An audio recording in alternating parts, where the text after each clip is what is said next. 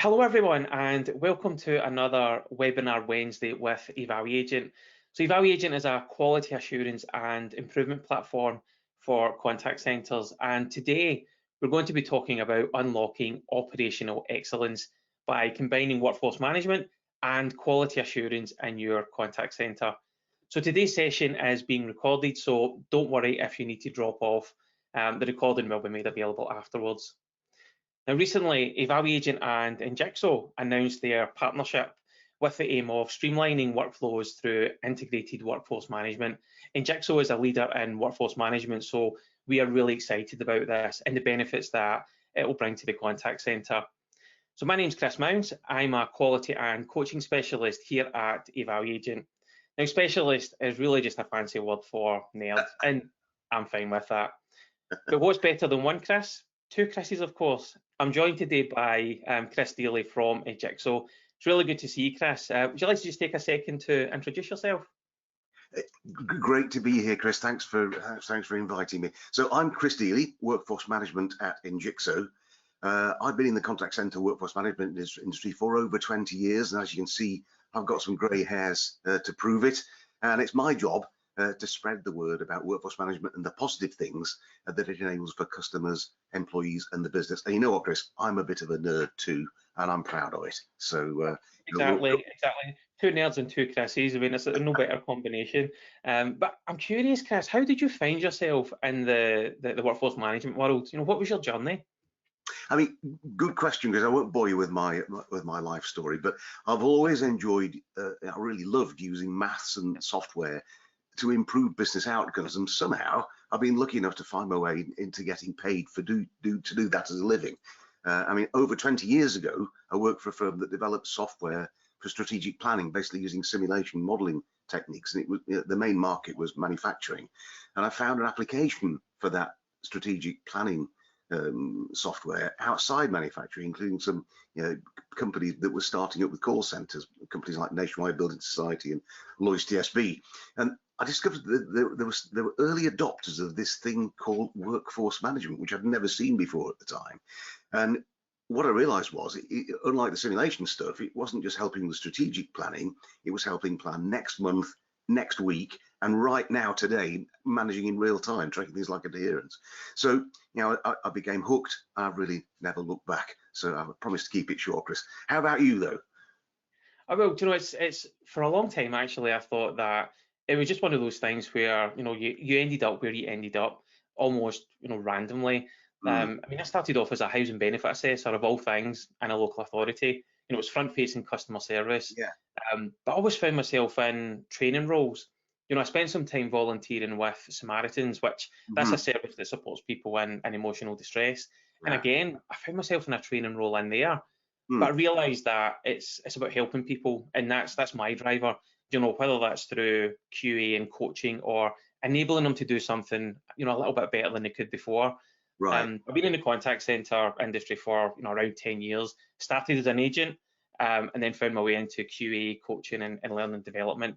And it's interesting, when you said you get hooked in workforce management from a QA perspective. I completely get that. But so welcome, Chris. What we're going to cover today is we'll talk about just an introduction to QA, quality assurance.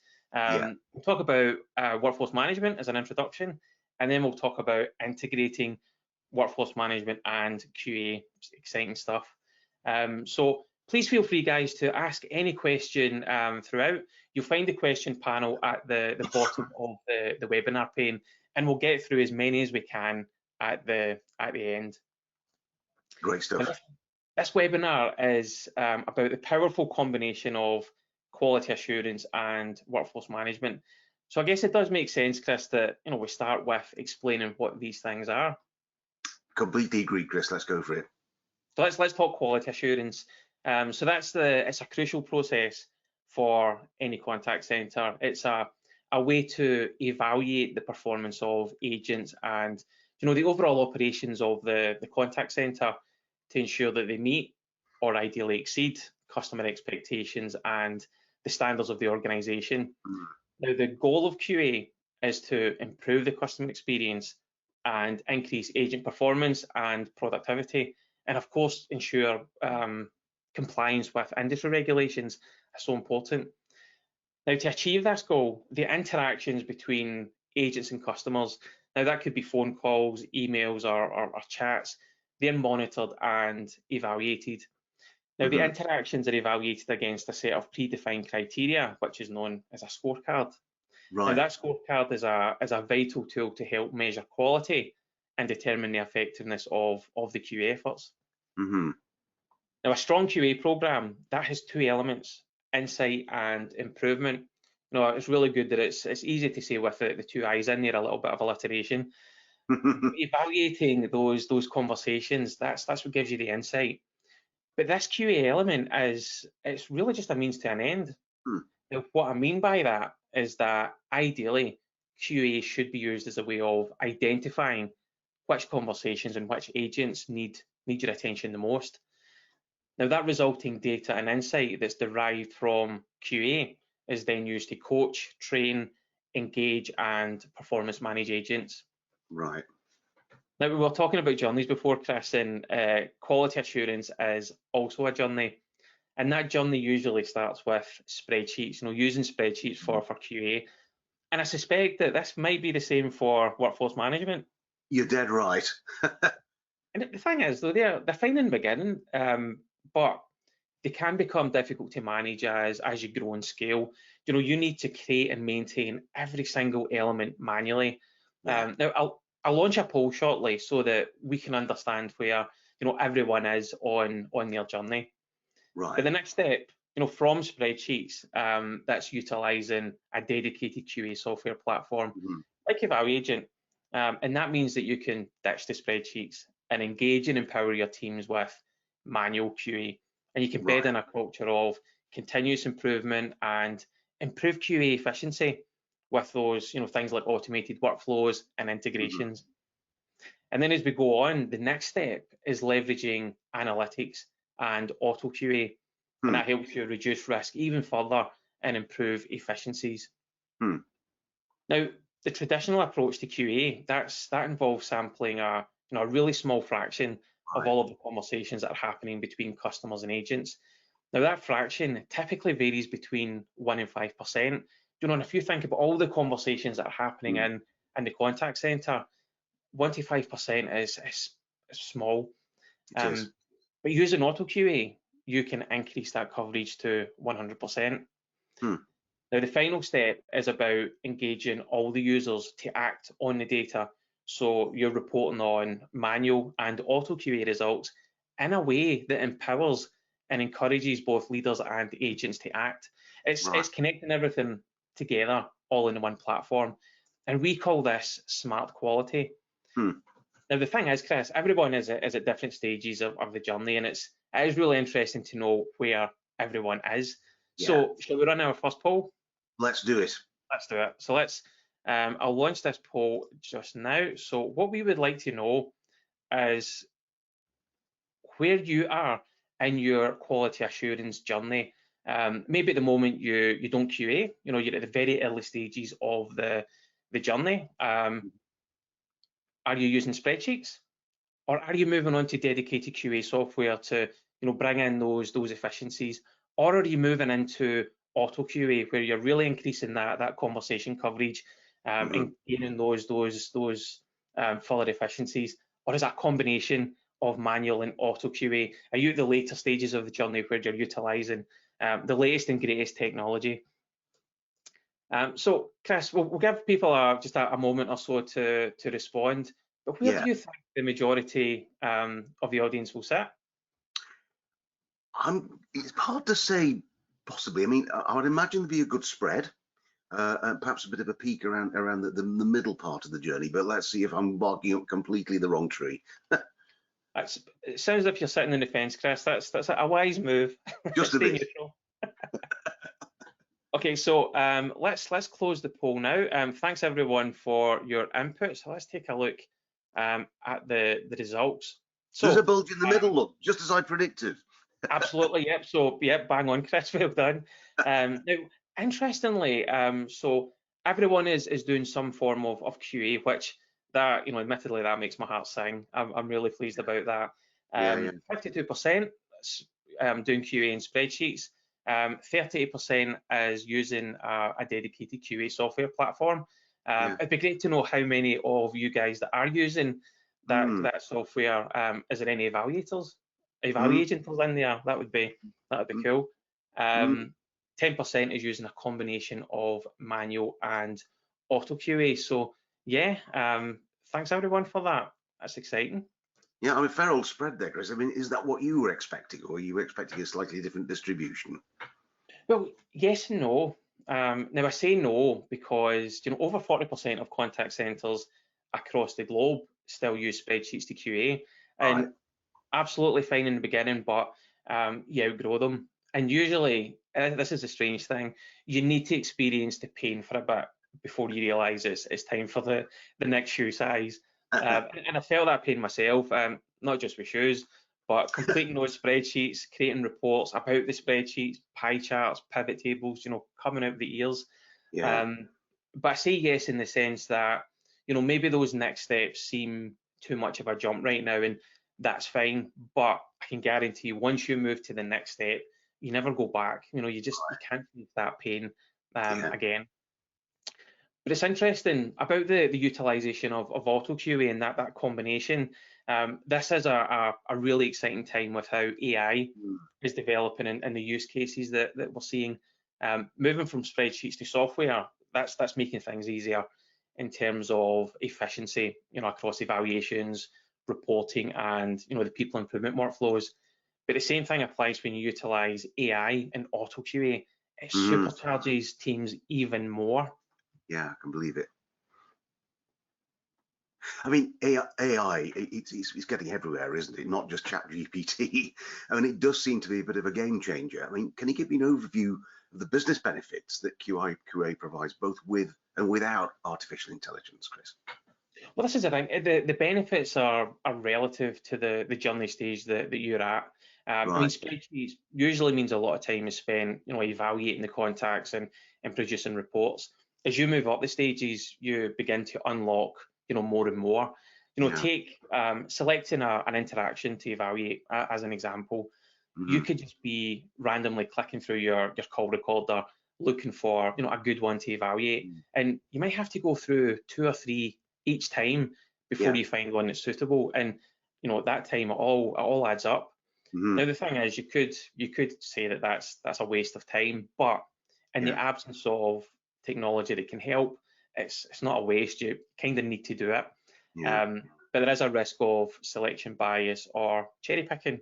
Now, if you've got a ton of evaluations to get through, along with all your other duties, it could be tempting to go for a straightforward interaction that's quicker, to score, just to get it done. Very tempting. But using the dedicated QA platforms with those automated workflows, that'll take care of that for you. As an evaluator, all you need to do is carry out the evaluation. The platform that'll take the strain of looking for that interaction. And now, Chris, if you've ever seen a scorecard on a spreadsheet, or anyone that's using one at the moment, these can look pretty complex and difficult to complete. And believe me, I've seen some doozies. But moving away from spreadsheets, scorecards on the platform, they're easier to understand and score. Now, we've seen productivity increase by up to 285% by using scorecards that's been created, by clients using our technology and taking advantage of the automated workflows. And the great thing here is that level of actionable insight that you get from these more efficient processes is dramatically increased. So it's a win-win. But I said that the further that you go on the journey means unlocking more benefits. So increasing your conversation coverage from that 5% to 100% with auto QA and AI means that you have a much better chance of uncovering issues and fixing them. So you can avoid unhappy customers, loss of business, reputation damage, and potentially costly fines from the regulator. Now, auto QA, it can also drastically reduce the time it actually takes to complete an evaluation, because the key parts of the conversation are scored automatically. And that means that you're only left with the elements that need to be scored manually. Now, what I mean by that is that this is something that would need to be validated on, say, a third-party system, which is outside of the conversation. That's a manual element. One thing I think is really important to mention is that the auto QA element does not replace manual QA. Right. The auto QA workflows, they fit neatly alongside the manual elements to create a much more efficient and effective process overall. Because the results that you do get from auto QA help you laser focus the manual activities, so you can develop higher performing agents. They'll receive more actionable, relevant, and personalized feedback, and more support than ever before from their managers and coaches. And this is the cool thing. It's because the AI can be used to suggest coaching tips on underperformance. And the time that you save here is refocused into these much more valuable people improvement workflows, like your one-to-ones and your coaching and your learning opportunities. So I guess, to sum all of that up, a strong QA program, it saves you time, it minimizes costs, and it improves performance. Yeah, I can see that very clearly, Chris. I mean, you mentioned the people improvement activities and workflows, things like coaching, one-to-ones, that kind of thing, learning opportunities. I mean, how important are those in today's contact center, do you think? This is the thing. The exposure to risk and serious commercial downside is literally in the hands and voices of agents. So they're vitally important, and I think everyone recognises that. But the challenge is balance. It's finding that balance between maintaining service level and offline time. Effective one-to-ones and coaching and training, that's what gives agents everything they need to drive the performance levels. And we hear this a lot from prospects. They struggle with this balance, meeting the evaluation quotas along with all the other business as usual activities, and it can result in overload. Now, the danger here is that those offline activities then have little value, and then there's no positive change happening in performance. So those evaluations become a tick box exercise, and so the cycle begins. But let me just go off on a tangent here, just for a second. Now, I talk about QA a lot.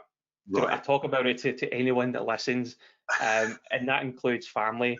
Now, some listen, some don't, and some literally fall asleep. It is what it is. It doesn't stop me though. But one person who does listen intently is my grandmother. AI over the last few months has featured quite heavily in mainstream media. ChatGPT, you mentioned that. Mainstream media is this is what my grandmother watches all day. She's incredibly switched on. So I was talking to her about how we use AI and quality assurance, quite in depth. She never stops me, so I tend just to get carried away. And you can see her nodding and listening and thinking. And eventually she says to me, this is probably a daft question, Chris, but that sounds great. But to me, this sounds like it's going to mean a lot of people will be out of a job. I mean, she certainly switched on, Chris. I mean, of course. I mean, it's and I could see the wheels going, and she was thinking, and she takes it all in, and it's a great question. And the thing is, arguably, people improvement is the most important element in all of this. And that cannot exist without generating insight, which traditionally is 100% manually generated. And can we say that 100% of those evaluations have 100% effort given by the evaluator? I mean, realistically, no. Scoring interactions, it can be boring. It can be laborious, and we're human. And even with the best will in the world, you get tired of it and you just want it done. Now, AI and quality assurance is like having a co-pilot.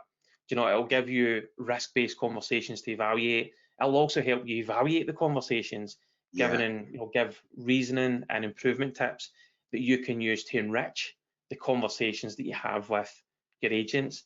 So you can put more focus on improving the agent than it just being in the data.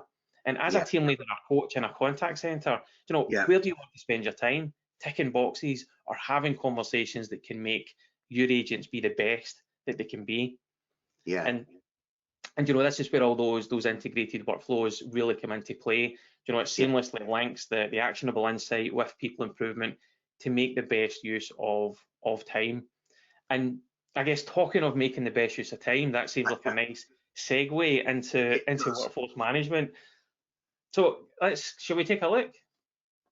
Happy to, Chris. So great stuff. So I mean, let's have a look at workforce management. So I mean, the textbook definition is having the right number of people in the right places at the right times doing the right things. So it's about optimizing the deployment of the most valuable, and you might also say the most costly component in every contact center. Mm. And that's the agents. That's what it is at the core. It does some other things, but that's the core purpose. Now, I have a feeling that some members of the audience today might know a bit about workforce management already. So again, we're going to have a poll, if you'd be so kind as to kick it off, Chris, just to see where people are on their journey with workforce management. Launch that poll just now. So let's see, we've got, so a bit like before, very similar to the previous poll. So the choices are, we're doing it manually in some way without even using software. Pretty rare nowadays, but I've seen it done over the years, basically having a wall board with post-its representing people's shifts, things like that. The old chestnut, the spreadsheet, it's usually the first port of call for workforce management, just like it is for quality assurance. On-premise software. So, I mentioned 20 years ago I saw workforce management software. It had existed for a few years before that.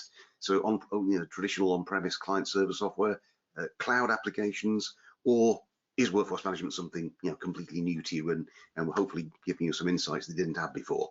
So, let's have your votes. That would be great.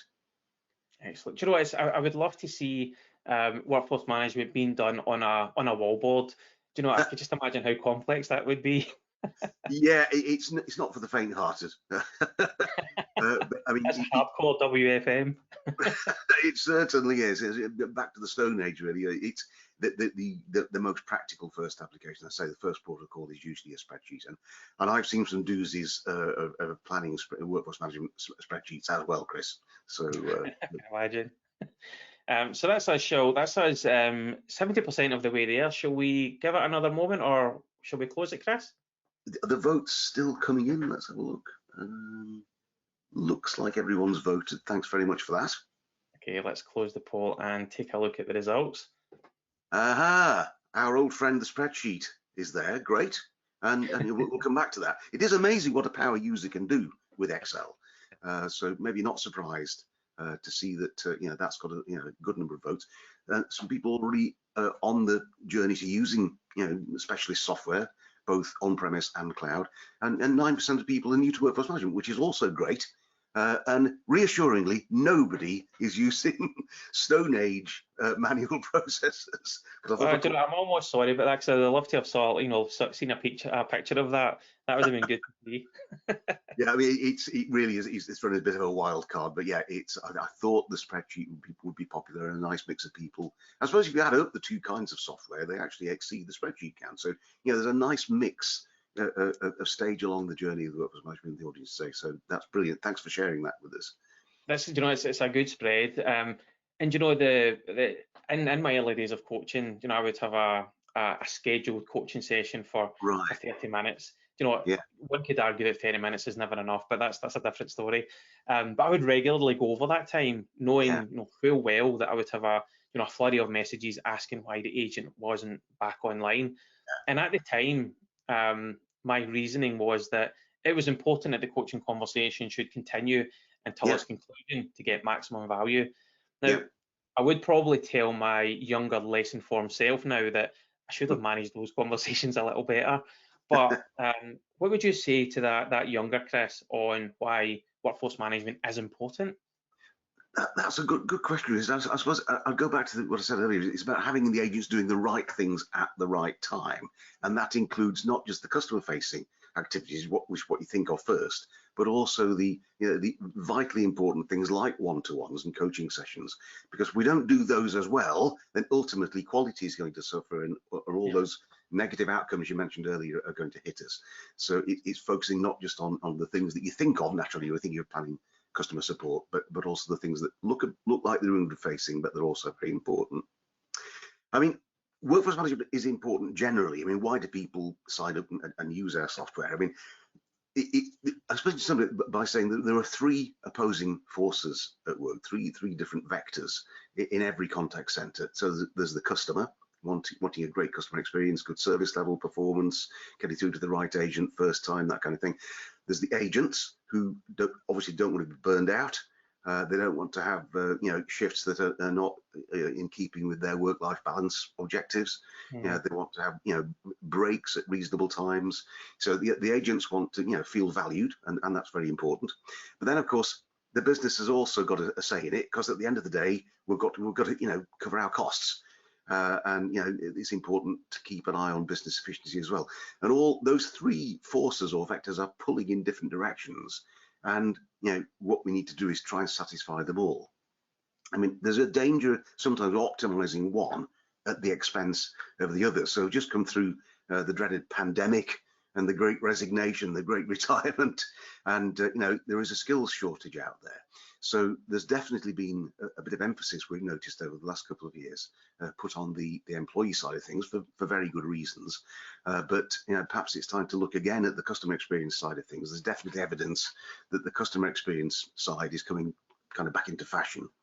But as I say, workforce management is about finding the optimum balance, consistently aligning those vectors that otherwise are acting against each other. That's really why people turn to a workforce management system. It makes perfect sense. Those opposing forces that are constantly pulling and pushing. And I guess going back to that example that I shared about going over that coaching session, I perhaps didn't have that appreciation of those other forces. So I guess workforce management is keeping the balance, keeping the peace, I guess.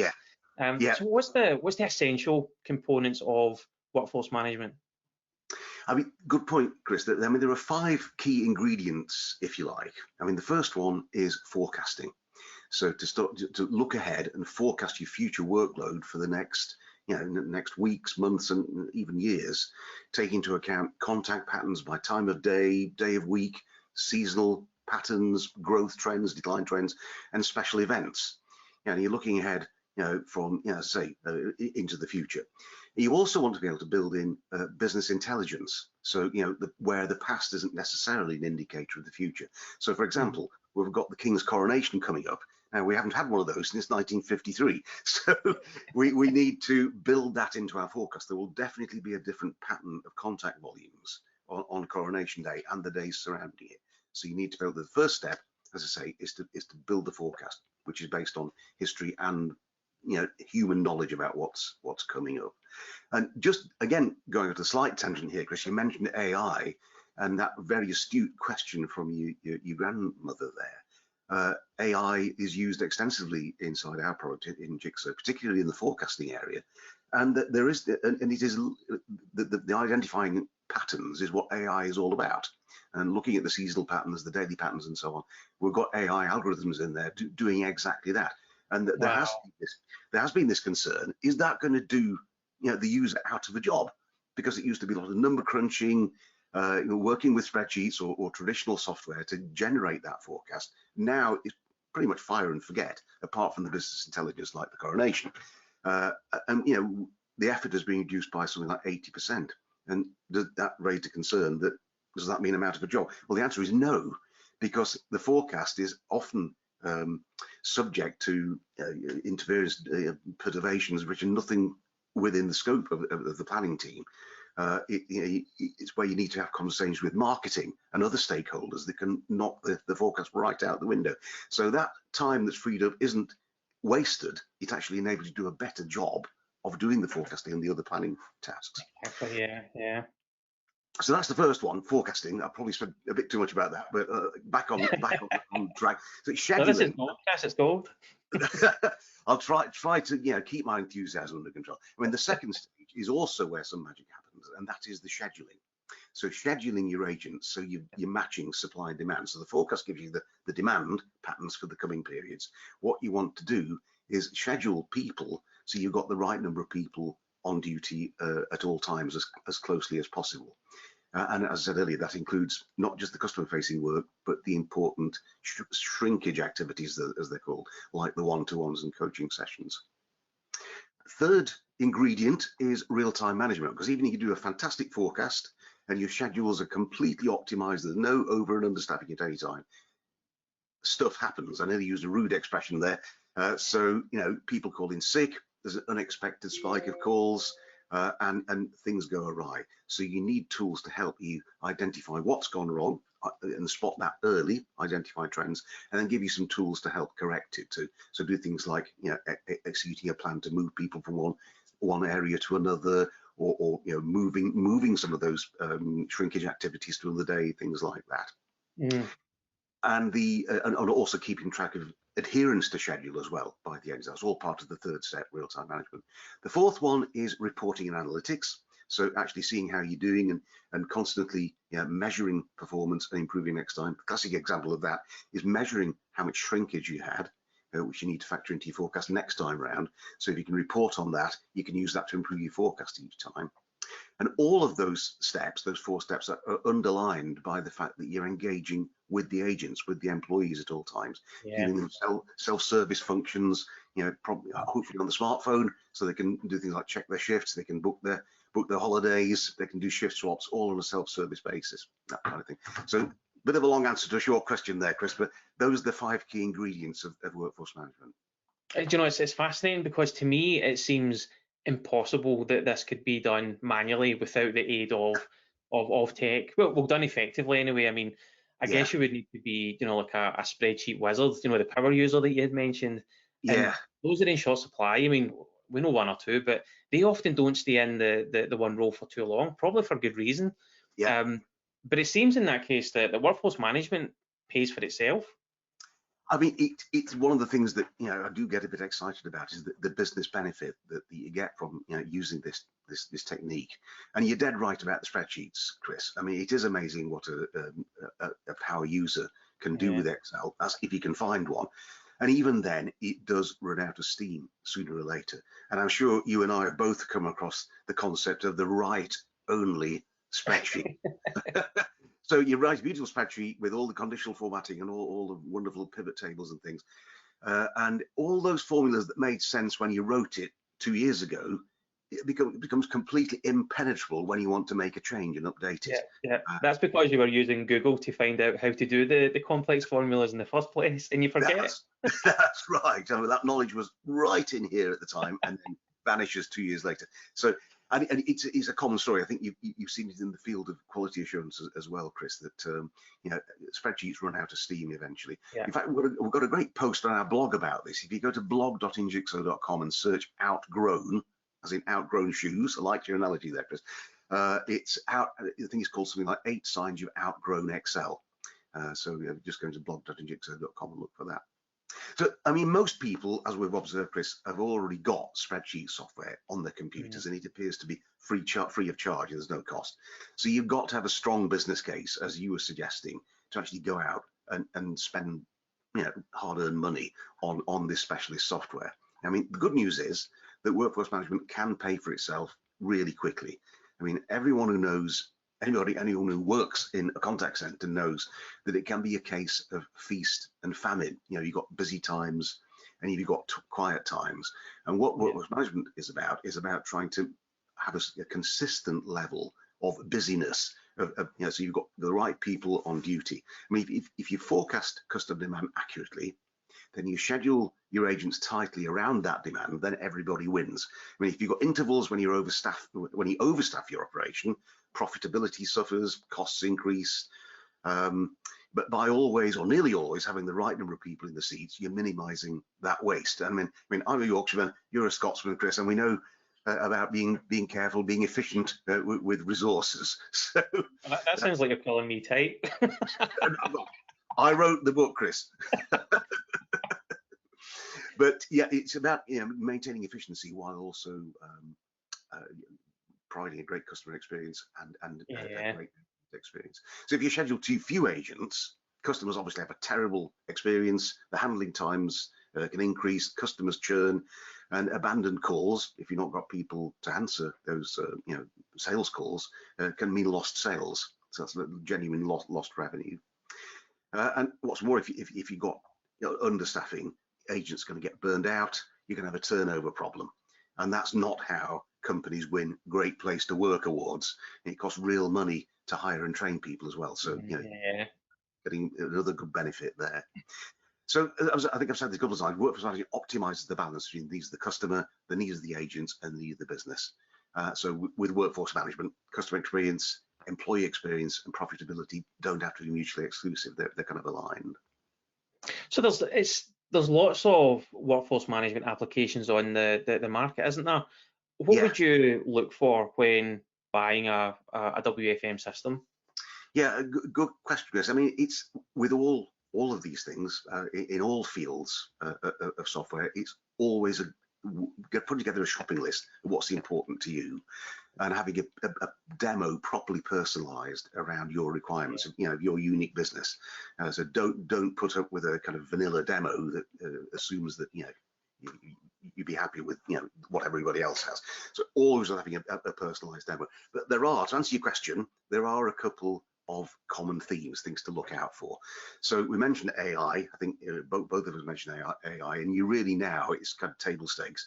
You should be expecting automatic and super accurate AI-based forecasting, which self-teaching algorithms, pattern recognition, and the AI actually selects the algorithms that perform best in your call center, which might be different to the one down the road. So high quality AI forecasting is one thing to look for. You ought to be looking for a workforce management application that can plan for all the channels, not just calls. I mean, it seems that the days of the call center, pure call center, are over. At least they're numbered. Although I did come across one the other day, a well-known insurance company, NFU Mutual. Apparently, you can only sign up for a policy with NFU on the phone. I mean, probably one day they'll move to other channels, but at the moment they're probably in the minority. So you're looking for something that's able to handle all the different channels: web chat, email, social, the lot. It's interesting that you mention about restricting it to phone only. Yeah. One of there was a credit card company that I was reading about fairly recently, and they Right. were directing all of their customers through their digital channels. The Yeah. only way that you could phone their contact center is if you were classed as a vulnerable customer. And Right. I can understand that to an extent, but it limits your choice somewhat. Yeah, I mean, one of the mantras that we hear quite a lot, I think it's a good one, is be where your customers want you to be. So Right? if they prefer to do it on the phone, some things are much easier to it can't be answered by the chat bots, and it can't be answered by the FAQ. Sometimes it's a really obscure one-off query, and the quickest solution is to speak to somebody. So you really need to be handling all of them. So from a workforce management perspective, it's about making sure that you're not kind of fitting a square peg into a round hole, because the way you calculate required staffing for calls, for example, is not the way you do it for emails, because emails don't abandon and calls do. So you need a different way of handling those. Another thing to look for is multi-skill scheduling. In an efficient contact center, you're going to have people with more than one skill, and that means that they're going to be more productive, more efficient. And the thing is that multi-skill scheduling is quite a complex mathematical problem when it comes to scheduling, and the way that the different tools handle that does differ enormously. What you're really looking for, and again, in your personalized demo, ask to see how you set up and change a multi-skill scheduling setup, and make sure it's not going to require kind of huge reprogramming exercise when you change your routing logic. That's another important one. A couple of other things to mention that are worth having. I mentioned engaging the employees, engaging the agents, and it really is giving them something back that they value. If they've got smartphone access to their schedules, maybe to their colleagues' schedules, as they can book the holidays, swap shifts with their colleagues all on the smartphone, that's something worth really goes down well. And the final thing is, last but not least probably, is an API, an application programming interface, to enable integration with complementary applications like QA, for example. Do they want to come back to that? All right, so I mean, our webinar today, I hope that answers your question, Chris. Gave us a bit of That was perfect. This is, I'm loving this conversation. And I hope it's really useful for for the audience, that particularly the newcomers to WFM. Yeah. I hope it's been as insightful to you guys out there. Then, so I'm getting a lot out of this. I certainly hope so. Great stuff, yeah, and got some interesting questions coming in by the look of it. So great. Okay, let's move on. So I mean, our webinar today is about the wonderful things that happen when you bring together QA and workforce management. And I think you've got a great way to sum that up, Chris, if I'm not mistaken. Yeah, I mean the performance elements of a quality program can definitely be considered as one of those opposing forces, Chris. You know, Yeah, and those that are coaches, it's in our DNA to support the development of people. And you know, when you're in that sweet spot during coaching, you know, that light bulb switching on moment, you kind of need to see it through. And you know, it really annoys me in the movies when you know someone is on the psychologist's couch and there's a breakthrough moment, and the doctor just suddenly says, "Well, that's our time up for today." I mean, you cannot leave it there. no, But on a serious note, you know, workforce management tells you what you have to work with in terms of you know, coaching time, and also everything else that the agent has to do in the working day. So you have that appreciation for those other forces, like I mentioned, right. and we're all working towards the same aim. You know, we just need to be smarter in how we approach, you know, those sessions to get maximum value from them. Yeah, definitely. I mean, what would a smarter approach to one-to-one look like then, Chris? It's a great question. It's all in those smart workflows.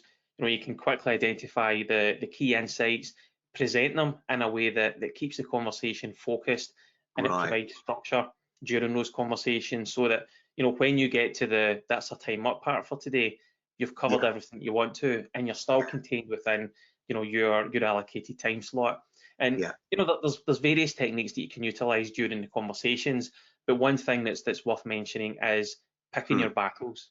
Now, what I mean by that is that let's say you've got an agent that has 10 things that need to be addressed.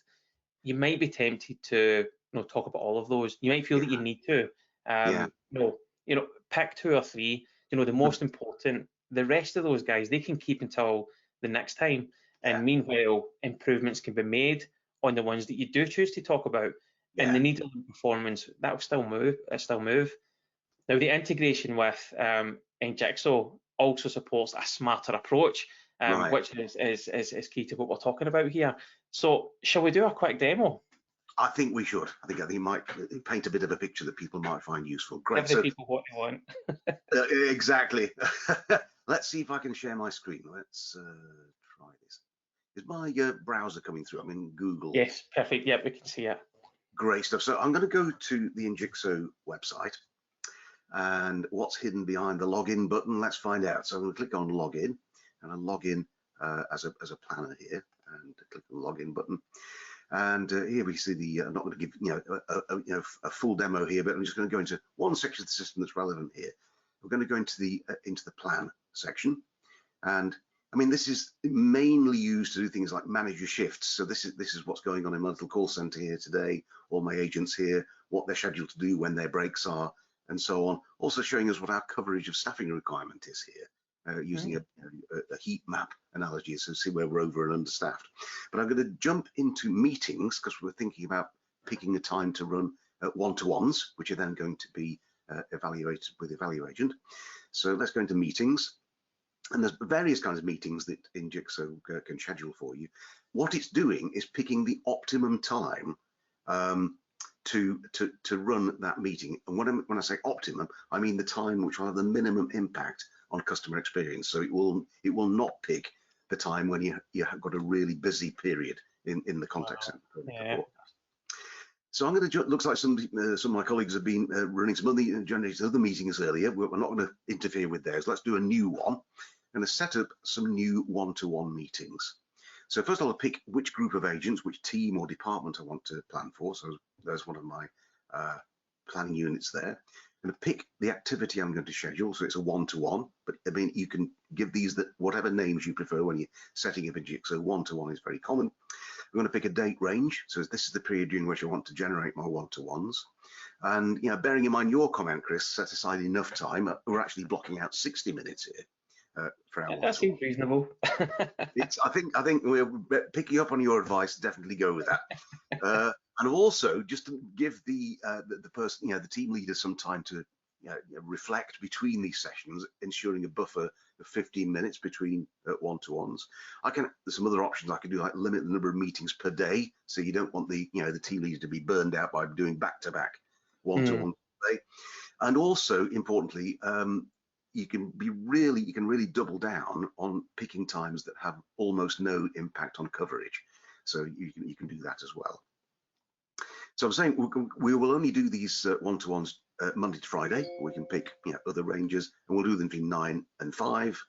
And then alternatively, I could choose an employee. If the team leader appears in the system here, we can just align the one-to-ones with his or her schedule. So only schedule these things when they're actually in the center. So there's my options, and here are the team members I want to create one-to-ones for. I'll just select all, and I'll click on generate suggestions, and it's gone away into the cloud. It's having a bit of a think. Suggestion is being generated, hopefully in a couple of seconds. It'll have got some suggestions for us. And this is for the whole team. It's doing this. The whole team, yeah, across that date range. And it's done. The power of the cloud strikes again. And we see for each of our agents here, we see the time at which they're scheduled to do their one-to-one. It's also telling us what the impact is going to be on coverage staffing requirements. And it's mostly blue. That means that we've not damaged the customer experience. There's a little bit of pink here. Red means understaffing. So the end of Neville's one-to-one on the 10th of May, we're going to go slightly understaffed, but that is actually the optimum time to do that. Right. And it's simply a case of clicking on schedule meetings. They go straight into the agent schedules. They see them on the smartphone, and it appears in their schedule. So that's what the workforce management side of the one-to-one looks like. Hopefully that was clear for everybody. Any questions, drop them in the questions window. I'll be happy to answer them later. That was excellent, Chris. Thank you. What blew me away there is being able to get those suggestions for the entire team. Imagine having to do that manually. But what happens then once that schedule has been created? That comes through into Evaluate to let us be able to quickly select the right time for that one-to-one. Right. So let me go ahead. If I can share my screen, I'll give a quick overview of that. Great.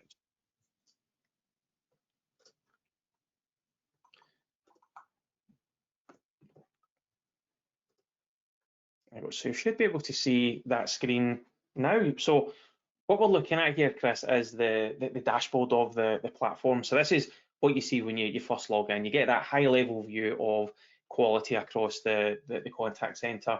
Now, right. As a team leader, I'm looking to schedule a one-to-one for the team. So yeah. the sidebar to navigate. So I'm going to come to the one-to-ones menu and then into my one-to-ones. Now, when I come in here, I'm presented with a calendar, essentially. And this is going to pull in all of the one-to-ones that have been scheduled for agents so far. So this is essentially the workload of the other coaches in the team. So what I'm looking to do is schedule a one-to-one for one of our agents, Jasmine. So I simply select a calendar from the drop down here, and at this point, this is pulling in that schedule from injixo. Yeah. So what I can easily do is just look for the one-to-one session that has been made available for Jasmine. I simply click on that slot, and the one-to-one prep screen pops up. So I simply just go through to this stage and I select the type of one-to-one that I'm doing. I can give it a description. I can add in some prep notes. I can drop in when it's going to happen. And then we've got the time that's already set up for us. Now we've got that 1 hour, so I'm going to just adjust that time just so that that's going to reflect on Evaluate. And from here, I can just go ahead and schedule that. Right. And at this point, you can see we've now got 3 one-to-ones in here. One of them is coming from the scheduler. One of these is for my diary because I'm the facilitator, and the other one's for Jasmine. So she gets a notification to let her know that that's been scheduled through Evaluate. From here, I can go ahead and I can prep the one-to-one. I can get those insights. I can decide on how I'm going to approach the conversation within that time. So super easy to plan that at the right time with the help of injixo. Pretty cool. I really like this workflow. That is neat, though we say to ourselves, Chris, yes. Exactly. We're biased. But the benefits that's gained here, there's no need to switch between the different screens to get the right time. And one of the things that I find, when you're looking at one screen, you kind of adjust to how that looks, how the format is, and then when you need to switch to another platform, you kind of need to adjust, with that difference in UI. Yeah. So it's super beneficial to have all of that in the one screen. But I hope that was useful. Yeah, very clear, Chris. I thought, again, hopefully the audience got a good indication from that. Well, maybe Yeah, of course. Any questions, then just drop them in. Now, on that note, we did promise to reserve some time before we do wrap up to answer some questions. Yeah. And we do have a few questions which has came in, which is excellent. There's a question came in from Ali, and it's a workforce management one. So Ali's heard that setting up workforce management systems can be complicated and takes ages. Is that true? What's your thoughts on that, Chris? I mean, that is an astute question, Ali, and the no surprises that with any of these sophisticated applications, there is inevitably some setup to do. If it was completely plug and play, then that's probably a little bit suspicious, because we talked about scheduling people at the optimum time, but if you give an optimizer its completely free rein, it will schedule people in the middle of the night or break the working time directive or have people working on bank holidays. So you need to build in some constraints and rules for it to follow when doing it. But the good news is that it doesn't have to be onerous. And as a very rough indicator, to answer your question, Ali, there's a very rough indicator. It takes about 4 weeks from sign up to go live, just as a completely rough rule of thumb. But it does vary enormously. I mean, we've seen customers up and running in a week, and even some big ones at that. We've seen others that have taken a couple of months. And the important determinant of how long it takes is the sense of urgency that you've got. It's amazing what we can do when we've got to get things done by a certain time. We saw what happened during the pandemic when we had to get people working from home. We got people pulling in the same direction. And it's amazing what you can do. So it's possible to to take control of that time. So, a little example, Chris, I just thought of. We did another webinar a couple of weeks ago with Thomas Cook, the online travel agency. They set up injixo for a multi-channel, multi-skill contact center within 3 weeks, and within those 3 weeks, they're up and running and getting some great results. They're reducing agent burnout. They were getting some cost savings. And we have actually finally, to answer your question, Ali, got a blog post. Go to blog.injixo.com and search for how long. There's a blog post, how long does it take to set up a workforce management system? So a bit more reading there. That's brilliant. Thanks, Chris. I hope that answered your question, Ali. Hopefully so, but do let us know if not. And Chris, looks like there's one that's more for you here. From Sarah. It says, all these QA applications look the same. How do you choose between them? Any thoughts for Sarah there? Yeah, it's a good question, Sarah. And I guess at first glance they can look similar because they've got the same foundational ingredients, I guess. The scoring the conversations and presenting the results. But I think for me it's important to consider how connected the workflows are to make things as efficient as possible, and the level of insight that you're getting. Because the thing to consider is how connected those workflows are. Getting all the insight in the world means nothing if you can't actually improve performance. So it's important to have a platform that links all of those and is also flexible enough to grow and scale with you, because you don't want to outgrow a platform in the same way that you outgrow spreadsheets. That's the key thing. Yes. Yeah, that's a good one. So Sarah, hopefully that one answers your questions for you there. And looks like the next one's an evaluation one as well, Chris. So Lisa's asking. Keep coming. Absolutely, and we've got a few minutes left. This is good. Hopefully we'll be able to handle most of them by the end here. So a very straight question from Lisa. Maybe she's from Yorkshire like me. How much does evaluation cost? That's probably on for you, Chris. Straight to the money. I love it. So our core package starts from £18 per user per month, and that gives a ton of features, like integration. So you can integrate with your call recorders, your workforce management platform. You get automated work queues, real-time feedback, operational insights, and there's lots more. But then there's add-ons. Again, it's thinking about where you are in the journey, so we can grow with you. So you can get add-ons like your one-to-ones and actions. Right. There's an LMS as well, so you can engage your users with learning content. And for those looking to move to the later steps of the journey, there's full auto QA. So really, there's a plan for everyone. You can see a breakdown of these plans on the EvaluAgent website. Great. So, it could, you could make a long story short, if you like. You're not going to outgrow it. It will grow with you as your needs advance. Exactly. And there's actually a similar question, Chris, for you in relation to how much does injixo cost? Right. Yeah. I mean, again, happy to open up about that. In fact, our website has got all the pricing details. It's injixo.com/pricing. Believe it or not, how original.